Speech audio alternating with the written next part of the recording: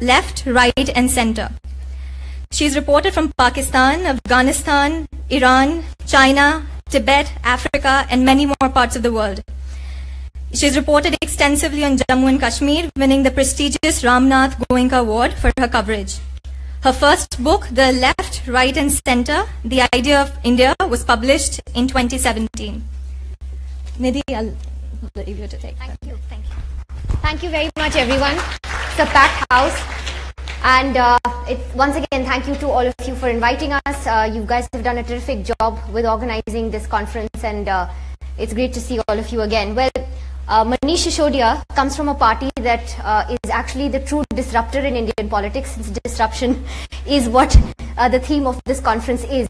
A little over 5 years ago, the Aam Aadmi Party was founded. I think nobody could predict the kind of phenomenal success that they had in Delhi, winning a thumping majority after a sort of false start.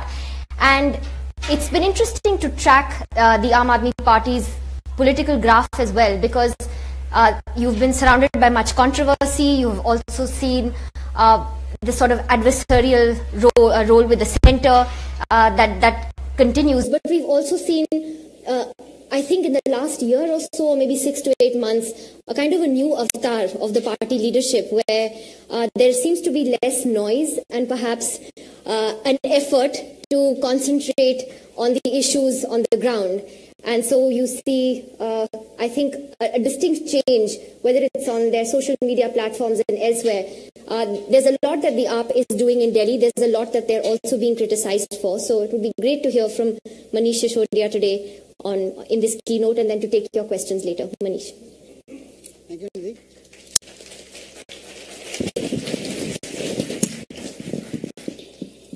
A very good evening to all of you. I am very happy to deliver this keynote address today here as Deputy Chief Minister of Delhi, and of course as an Education Minister of Delhi. So before I start, okay, I can see this here also. Before I actually start, I wanted to show you a picture if the person who is operating. Okay, can anyone of you guess what this picture is about?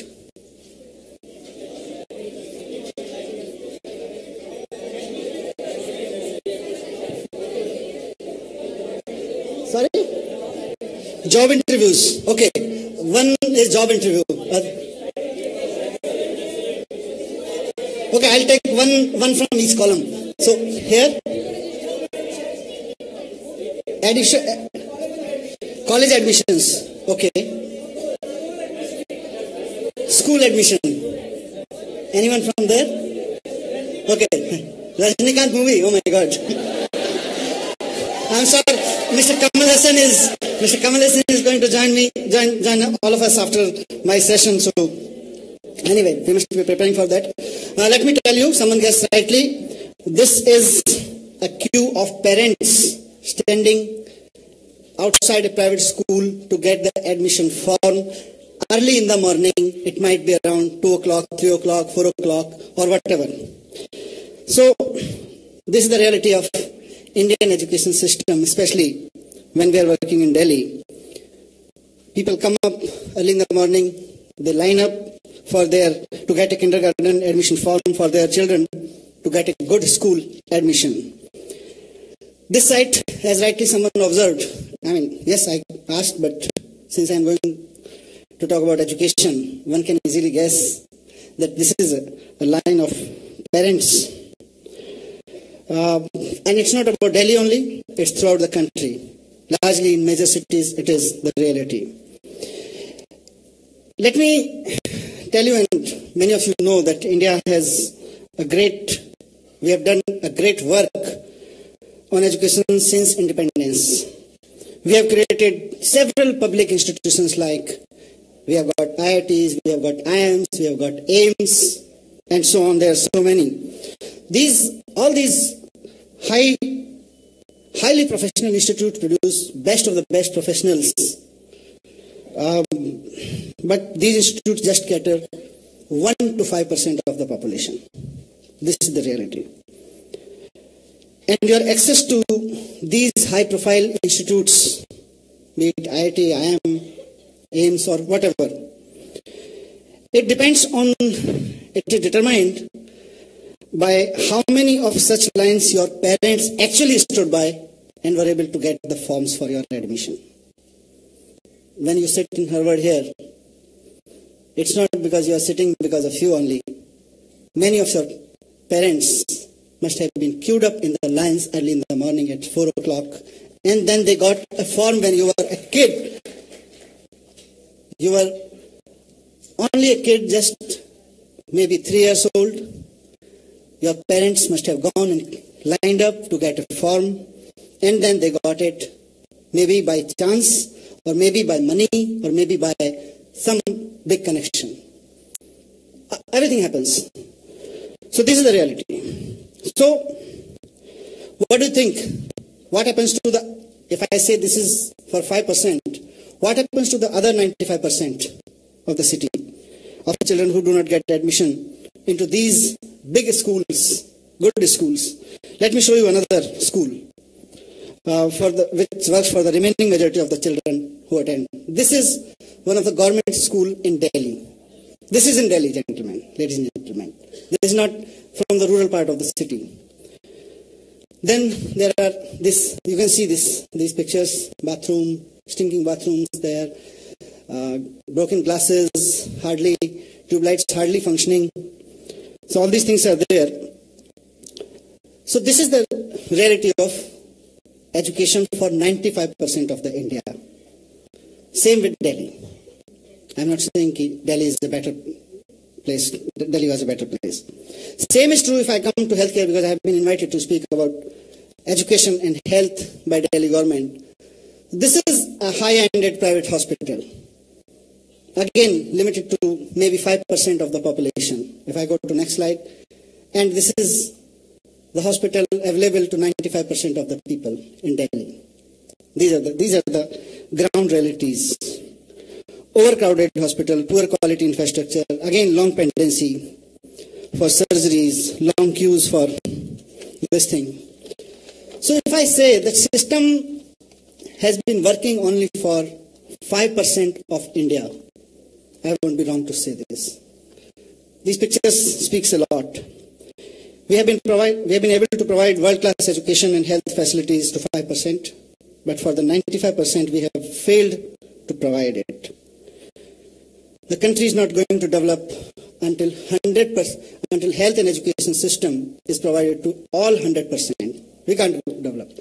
We can give best professionals out of these 5%. Our professionals can come to Harvard. Our professionals can come out of those schools, can come to best of the best cities, best of the best companies, but just limited to 5%. India can't develop. India can only develop if we arrange health and education for all 100%. Then only we can develop as a nation. It depends on quality of its own human resource. It depends on the health and education facilities to all. What will the country do with the tax breaks and investments if there are less educated, less healthy, and less skilled population? 95% population is less healthy, less educated, less skilled. Can we make our country really grow? I feel no, we can't. Our party, as Nidhi introduced, formed the government in February 2015 with education and health, the two priority. Before our government, as you can see on the slide, the budget for education was 700 million. We came into power in 2015. So my first budget, I am the finance minister also, we doubled the education budget in year one, and so far it has been 1.5 billion or 1.7 billion. It's almost 25% every year of the total budget of Delhi. Delhi government is the only government who is spending 25% of its budget, total budget, on education only. And we are not only spending, we are not just parking, we are spending it wisely in different fields that I'll share very quickly. In the first year, how we are spending, I'll tell you. In the first year, we concentrated on improving the infrastructure of schools, as you have seen, that how 95% of the India and 95% of the Delhi students have been studying in government schools. So we focused on, my first focus was on infrastructure development. When I went to schools, I found 150 students sitting in a classroom. Even God becomes a teacher, God can't teach these students in a classroom. We can be happy. One of our education minister or maybe some other officers can come to Harvard and tell you that, look, gentlemen, we have passed this Right to Education Act in our country, where we have mandated that we'll have one classroom for every 40 students. We'll have one teacher for every 40 students. But the reality is, when in 2015, 5 years after passing the Right to Education Act, we were having 150 students in one single classroom. So I focused on infrastructure. We started investing the money, and as you can see in some of the next slides, you can show the pictures. Yes, these are the new classrooms that we are coming up with. 8,000 classrooms have been added. This looks like a good private school classrooms then. Then these are the clean washrooms that are being provided. Yes, this is a government school. Then I'm not saying we have 1,000 schools. All government schools are not having these world-class facilities, but yes, we are developing world-class facilities like sports, classrooms, laboratories. This is a good picture. Can I request the person who is technically holding it, hold it. Before and after. This was a government school classroom earlier, and now after we have worked on it. Then next slide we can go. Same, these are before and after pictures of the same classrooms. These are the halls, assembly halls, meeting halls, auditoriums we have developed into Delhi government schools. Yes, these are. This is a very interesting slide I wanted to show. That when many of our volunteers took the pictures and posted, someone said, no, you have taken a Singapore picture, you have just done some Photoshop and posted here. So these are the real. So why I have taken this as my presentation, part of my presentation, because this seems to be unbelievable. In 3 years, government schools are really shining in Delhi, and these are real pictures, gentlemen, ladies, gentlemen, these are not fake ones. So this is the work that was stage 1. Stage 2 is very important, because even I usually say that even if you hire a 5-star hotel or Raj Mahal for making a school, you can't provide good education. For good education, you need teachers, and good teachers. Good means motivated ones. Good means well prepared to their subjects. Those teachers who love reading, teaching, learning, who are ready to learn from the students. So we have started this last year. After 1 year, my initial 1 year was for this. So what we did was, we asked our teachers itself. Because Pratham, all of you must be aware about those who are interested in education, that Pratham is a pioneering NGO in India, and they keep doing a lot of studies about government school functioning. But we did this study ourselves. We asked our teachers that you do the test. And they themselves found that in their own classes, 74% of the children in class 6 were not able to read their own textbooks. So we started working on it. We classified the age level appropriation learning groups. We classified them and we named it challenge, the Chunauti. In Hindi we named it Chunauti. Chunauti means we'll make sure that every child can read its own textbook, at least to begin with. That was a challenge. For 2 months we kept working on those who were not able to read, and after 2 or 3 months of this whole challenge Chunauti exercise, I can say we increased this to, on other side it was like 26%, we came to 46% kids were able to read their textbooks. So it was a matter of focus on reading and reading abilities. We focused on it and we delivered it.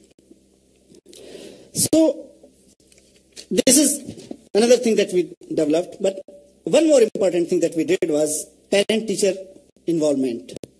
Parent-teacher meeting was the first initiative that was taken. Earlier, parents used to,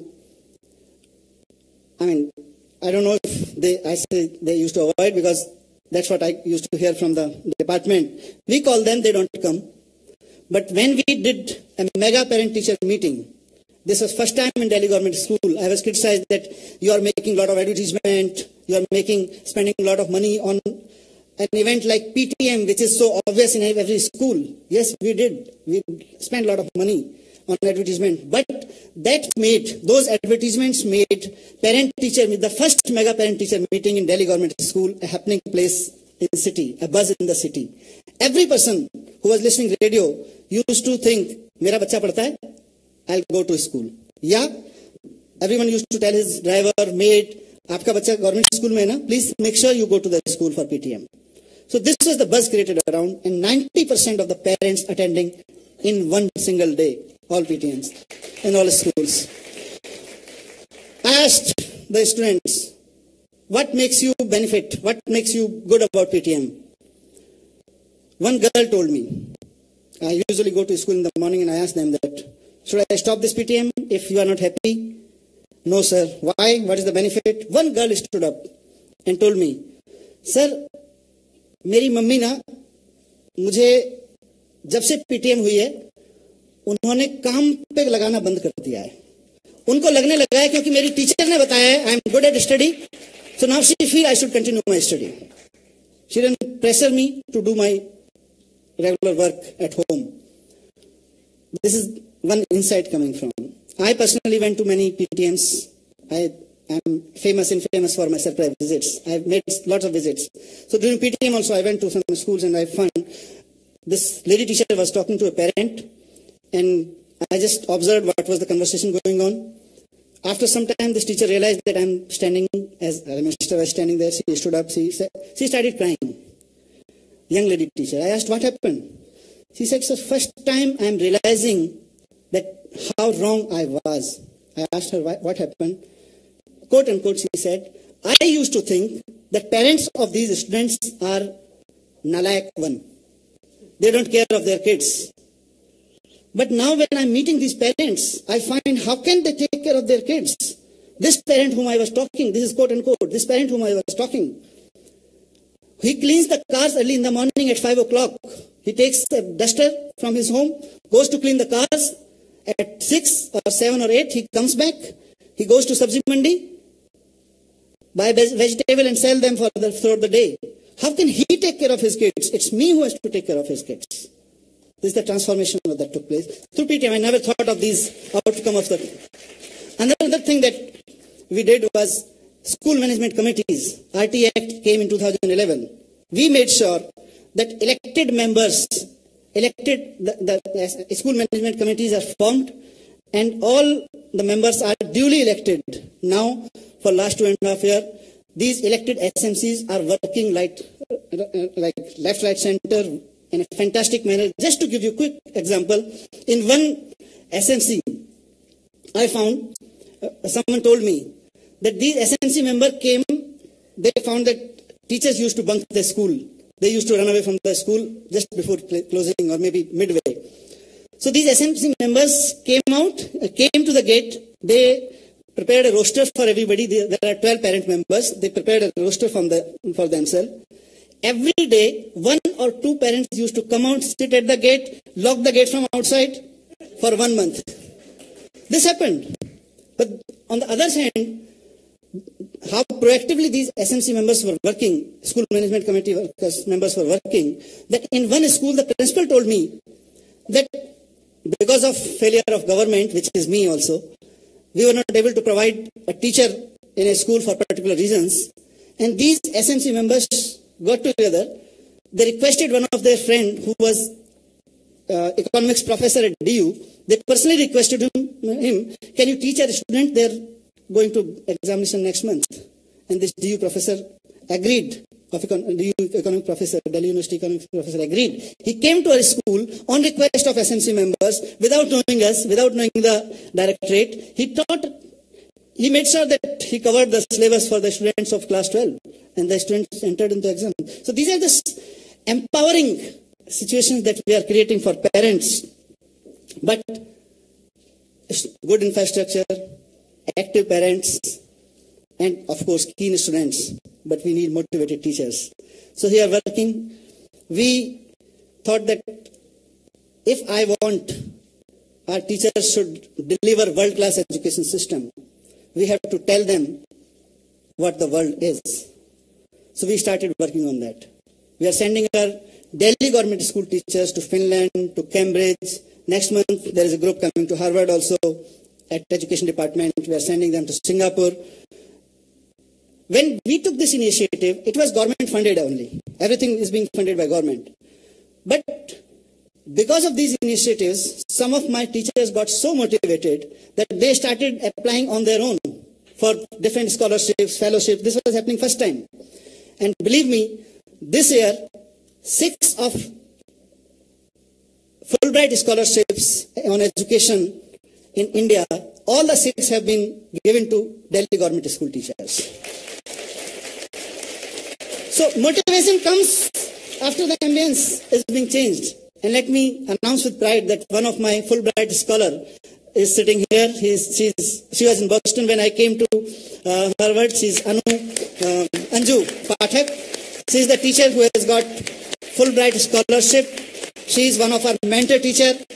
We have initiated another thing that we invited self-motivated teachers to work upon 5 schools, each 5 schools. So Anju is one of the mentor teachers who has worked for 5 schools regularly apart from what she was doing. It was sort of voluntarily. We gave them specific trainings also. But as she told me this morning only, that she got this scholarship because she worked for 2 years as mentor teacher. So this is the level of inspiration of teachers. Now things are moving forward in Delhi education. And things are improving.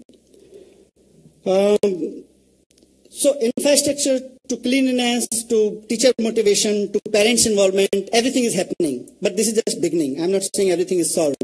Government schools can deliver. I don't believe in comparing private school vis-a-vis government schools because all the kids belong to Delhi. All the kids belong to parents of the people of Delhi. But still, a significant change is that in many of our government schools, we have found people transferring their kids from private schools, highly paid private schools, to government schools because education in all our schools is free. That's a thing that we actually dream of. We have 16 lakh students in our government schools and we have 10 lakh students in private schools. I personally visualize a day when Delhi government schools are capable to handle all the 26 lakh kids of Delhi, from entire Delhi. Then if some parents want to send their kids to private school, fair enough, we don't have objection. But as a government, we should be ready enough with quality school system, quality infrastructure, well-motivated teachers to welcome each and every student. That's the target that we are working upon. Coming to health. This is the first year of health. I mean, as I said, that condition of India's public health system is equally, I mean, it's like education itself. So, before I come to health, actually, I wanted to have a question again, especially for the students who have come from India. How much health insurance premium are you paying here as in a semester? How much? 5,000 rupees or dollars? $5,000? Okay. Any student, I'm asking about students studying at Harvard, they are paying 5,000 or per year, 5,000 not rupees but dollars. It's huge amount. Can you imagine any Indian ordinary family can afford this there while way back in India? No, it's not possible. So we don't need insurance, we need assurance. Medical problem of the country, health problem of the country cannot be solved through medical insurances. It can be solved through health assurances. And for last 3 years, our government, we have been trying to solve this problem with this 3-tier health system that we are developing. One is much talked about, Mohalla Clinic. Mohalla Clinic is a revised version of primary health centers that earlier government used to established, but is a systematic version of the local physician, local private physician that used to practice in our neighborhood, who used to charge us maybe 200, 500 rupees, 50 rupees, but used to give us at least good services there. So this is the first upgrading hospitals. I just got a picture for you that we can come to Mohalla Clinic straight forward. Yes, this is the Mohalla Clinic. Very small, very cozy kind of infrastructure, but AC. This is air conditioned. Inside, you can see, you can go to the next slide. You can meet MBBS doctor, fully professional with polite attitude. This is the condition of the service. You have to be polite enough. Then you get free medicines. You get free tests. 200 kind of tests are free inside Mohalla clinics. At present, 160 Mohalla clinics we have set up. We have planned and almost stage is set up for another 1,000. And then just to add to this, we have 1,000 schools in Delhi government. We have planned to set up one Mohalla clinic in each school, especially for the kids and teachers. That's apart from this 1,000. So that we can keep a record track of the health sector of the students. Then we can go to the next. Yes, this is interesting figure. The average cost of building one primary care center before we came to power was $700,000. One Mohalla clinic is built only on average of $20,000. So this is the big change. That was not functioning. This is functioning. The average operating cost to the government for consultation at traditional government hospital is $15 per patient. To the government, we are not charging, or everything is free. In Mohalla clinic, it is less than $2. So if I send, so that's very important because all our hospitals are flooded with, most of the time, with requirement of general physicians. If general physician is, and we are spending $15 there. If general physician is sitting in Mohalla clinic at $2, so that's the saving. That's the medical assurance to the nation, to the people of Delhi. And we have successfully been able to deliver this. Then quickly I'll come to this thing that how, we can go to next slide then. There's no next slide then. Okay, thank you. Thank you. You see why I said all this, because many times people tell me, you are working in health, you are working in education, there should be a cost. If you make everything free, then there should be a cost, people should be taking care of cost. No. The principle of Aam Aadmi Party government that we are working with is that if you are collecting taxes from the people, you are not collecting these taxes just to have big kotis and banglas and make big plans. The primary duty is to provide health care and education to all your kids. Then only you can create, then you can only talk about the development of the nation. What we need some complicated scripts, policy perceptions. I personally feel no policy making. Policy making is not a rocket science. It requires honest intent to find creative solutions, and that's what we have been doing in last 3 years in health and education. Just to quickly wind up,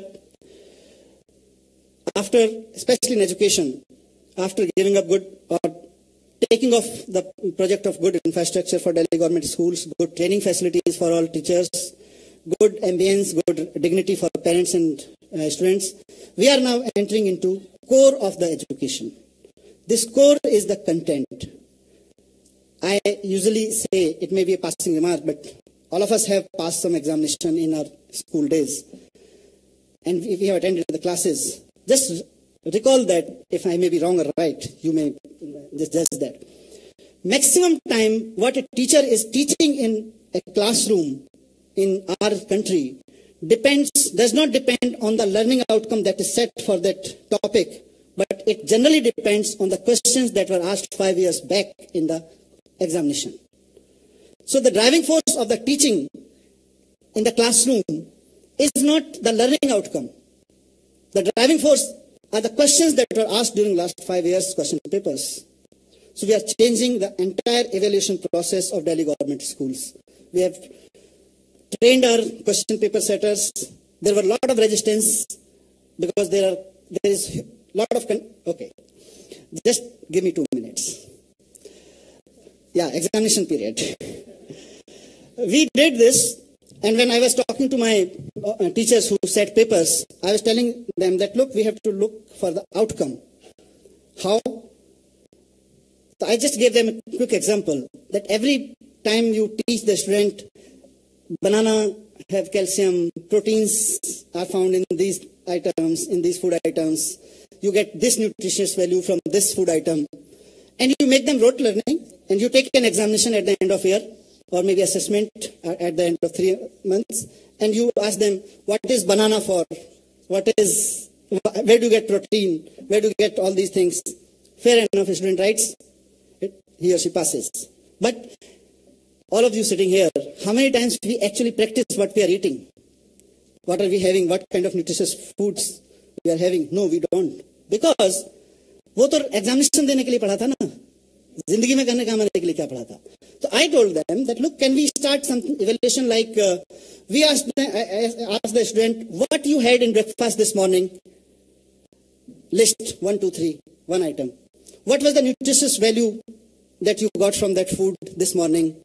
So the response I got from the papers, one of the intelligent paper setter teacher was, sir, वो तो ठीक है, but इससे सबके answers अलग-अलग नहीं आएंगे. मैंने कहा आएंगे. So that's fine. But sir, फिर उनको numbers कैसे देंगे? So because numbers देने हैं, इसलिए don't care about the evaluation, assessment, just make them rote learning, give them a certificate, even if they can't use the information for their entire life. So we are changing this examination system, and one most happy thing that we are doing in government school is happiness curriculum. We are introducing happiness curriculum for nursery to class 8 to begin with, and this curriculum will develop. We are preparing this curriculum with the aim of developing critical thinking, self-confidence in these students, and I hope that now when we have good infrastructure, now we have good motivated teachers, we'll be able to deliver happiness, not to the student, but to the nation, and to the society. So here we end. What next? Happiness is the next. Thank you very much.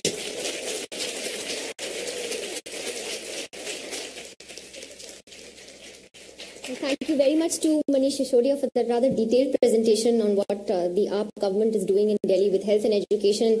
And they're often criticized for a lot of things, but I think that by and large people would say that these are two sectors in which they're really trying hard to make a difference. We just have a few minutes left, so I'm going to be very un-TV journalist-like and let you guys ask the questions because there is just 10 minutes or so left. Yeah, okay. Can we get a mic? Is there a mic here, or can you go back and so that everyone can hear your question?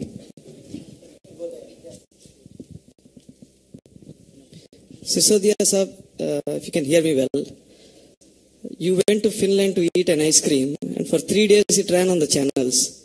And now you are wearing the red shirt and this pant. Every time I see you on a red shirt, you look different than other politicians. My question to you is, what is that you've put in the presentation, which a lot of them I didn't know about it.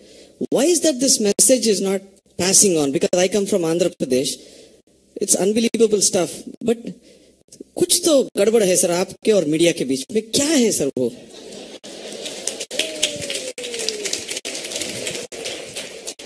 मेरे और media के बीच में यही गड़बड़ है कि जब बोलना होता है तो माइक थोड़ा देर से मिलता है. Anyway, yes, I agree with you that when I went to Finland, just to understand their education system, I also felt sad about it, that my Finland visit was being shown to the nation that, look, Mr. Minister, you are having ice cream and gala dinner at a friend's house. But anyway, media is interested in my ice cream. I'm happy. I love ice creams. And still, I don't know, these are my friends also, but if they are interested in those pictures, after this we'll go to have ice cream on some good ice cream corner, so that you can have a good primetime debate. Manish Sisodia having ice cream at the Harvard gate. But believe me, my passion is, yes, I love ice cream, but my passion is education, and I'm working for it. And the message I know is being delivered to the parents. That's what, and it's happening. If my teachers on their own have started applying for Fulbright scholarship, not only they have started applying, they are coming here, they are studying in top US universities and schools for 40 days. I'm earning a lot. Don't worry. Hello. Question here, yes, sir. Manish Sisodia, sir, question here. 1 second, there's a question for this gentleman and then you. Yeah. Okay. I hope you can all hear. So, Mr. Sisodia, I wish you would take classes for all the education ministers of the country, of different 28 states, how to run the education ministry. I wish that could happen someday, and other state education ministers could get some rub off from you and transform their government schools the way Delhi is doing. Fantastic job there. Basically, I'm a hobby writer myself. I mean, when I started to know about. What's your question, please? Yeah. You just have 2 minutes left, so. Okay. Yeah. So yeah, I mean, all in all, I mean, you're doing a fantastic job on the education sector. Okay, yeah. Okay, so you have a comment, not a question. I think it's because we just have 3 minutes left. The gentleman there, and then sir, you'll have to go to the mic there. Yeah, Manish Sisodia, I have question and I have doubt. That is about your growth of your party. You are doing fabulous, but I want you to go further to different states. But for that, you need people, and you need more people to grow. But irony is that the people are going away from your party. And I have list of people: Yogendra Yadav, Anand Shah, Shanti Bhushan, Prashant Bhushan, Anjali Damania, Meera Patkar, Justice Santosh Hegde, Vinod Kumar Binni, Sajia Ilmi. So, sir, how you tackle this kind of thing? The people are going away from you. We want you to grow. Thank you for having concern for Aam Aadmi Party. My concern, brother, is my nation, not my party. Party will come and go. I am worried about the nation. The day I start working on party, I'll save my party. But look, then I won't be able to work on education. There are foolproof, fantastic, developed, united parties in our country. But are they delivering on education? Are they delivering on health? No. I'm happy by delivering on health, by seeing accusations and left, right, center hammering. You are not able to handle your party. Thank you very much. Party को बाद में देख लेंगे. अभी तो देश की चिंता कर लेते हैं. Hello. My question is in continuation of that question only. Sorry. Hello, 1 second. You cannot just grab the mic and ask a question. I'm really sorry. The gentleman there in the grey hair. One quick comment I want to make about this gentleman who made this classes for other. You see, democracy has its own beauty.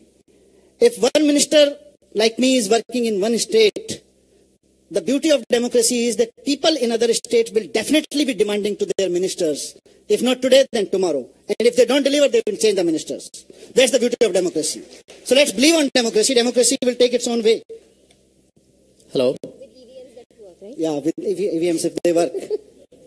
Hi, Mr. Manish. I have two small questions, one on this education and another on this health area.